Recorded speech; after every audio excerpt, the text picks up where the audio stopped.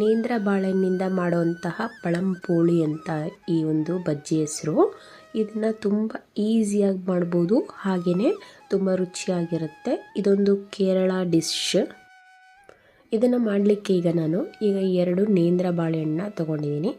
ಅದನ್ನು ಈ ರೀತಿ ಸ್ಲೈಸಾಗಿ ಕಟ್ ಮಾಡಿಟ್ಟಿದ್ದೀನಿ. ತುಂಬ ಸಣ್ಣನೂ ಬೇಡ, ತುಂಬ ದಪ್ಪನೂ ಬೇಡ, ಮೀಡಿಯಮ್ ಸೈಜ್ನಲ್ಲಿ ಕಟ್ ಮಾಡಿಟ್ಟಿದ್ದೀನಿ. ಹಾಗೆಯೇ ಇಲ್ಲಿ ನಾನೀಗ 2 ಸೌಟ್ ಮೈದಾ ಹಾಕ್ತಾಯಿದ್ದೀನಿ. ಹಾಗೆ 1/4 ಸೌಟು ಅಕ್ಕಿ ಹಸಿಟ್ಟನ್ನು ಹಾಕ್ತಾಯಿದ್ದೀನಿ. ಹಾಗೆ ಇಲ್ಲಿ ಒಂದು 3 ಟೇಬಲ್ ಸ್ಪೂನ್ ಸಕ್ಕರೆ ಹಾಕಿದ್ದೀನಿ. ಸ್ವಲ್ಪ ಸಾಲ್ಟ್ ಹಾಕಿದ್ದೀನಿ.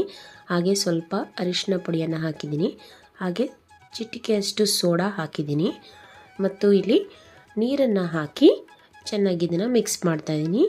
ಇದನ್ನು ಸೇಮ್ ಬಜ್ಜಿ ಹಿಟ್ಟನ್ನು ಮಾಡ್ಕೊಳ್ತೀವಲ್ಲ ಆ ಹದಕ್ಕೆ ಇರಬೇಕು. ನೋಡಿ, ಈ ರೀತಿ ಇದ್ದರೆ ಸಾಕು. ಈಗ ರೆಡಿ ಇದೆ ನಮಗೆ ಬಜ್ಜಿ ಹಿಟ್ಟು. ಇದಕ್ಕೆ ಒಂದು ಒಳ್ಳೆ ಫ್ಲೇವರ್ ಕೊಡೋದು ಏಲಕ್ಕಿ. ಸೊ ಏಲಕ್ಕಿ ಪುಡಿಯನ್ನು ಸ್ವಲ್ಪ ಹಾಕಿ ಲಾಸ್ಟ್ನಲ್ಲಿ ಈ ರೀತಿ ಮಿಕ್ಸ್ ಮಾಡಿ ಒಂದು ಅರ್ಧ ಗಂಟೆ ನೆನೆಯಲಿಕ್ಕೆ ಬಿಡ್ತೀನಿ. ಇದೊಂದು ಸೈಡಲ್ಲಿ ಇರಲಿ.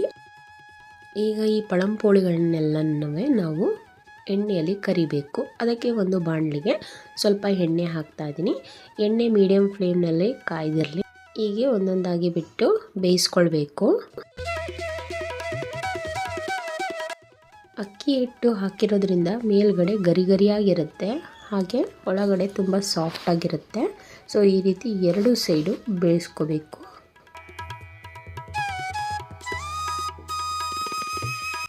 ಈಗ ಎಲ್ಲ ಬಜ್ಜಿಗಳು ಬೆಂದಿದೆ. ಇದೇ ರೀತಿ ಸೇಮ್ ಪ್ರೊಸೀಜರ್ನಲ್ಲೇ ಈ ರೀತಿ ಮಾಡಿಟ್ಕೋಬೇಕು.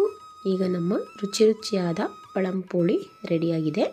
ನೋಡಿ ಎಷ್ಟು ಸಾಫ್ಟಾಗಿರುತ್ತೆ ಅಂದರೆ ಹಾಗೆ ಬಾಯಲ್ಲಿ ಇಟ್ಟರೆ ಮೆಲ್ಟ್ ಆಗಿಬಿಡುತ್ತೆ, ಅಷ್ಟು ಚೆನ್ನಾಗಿರುತ್ತೆ.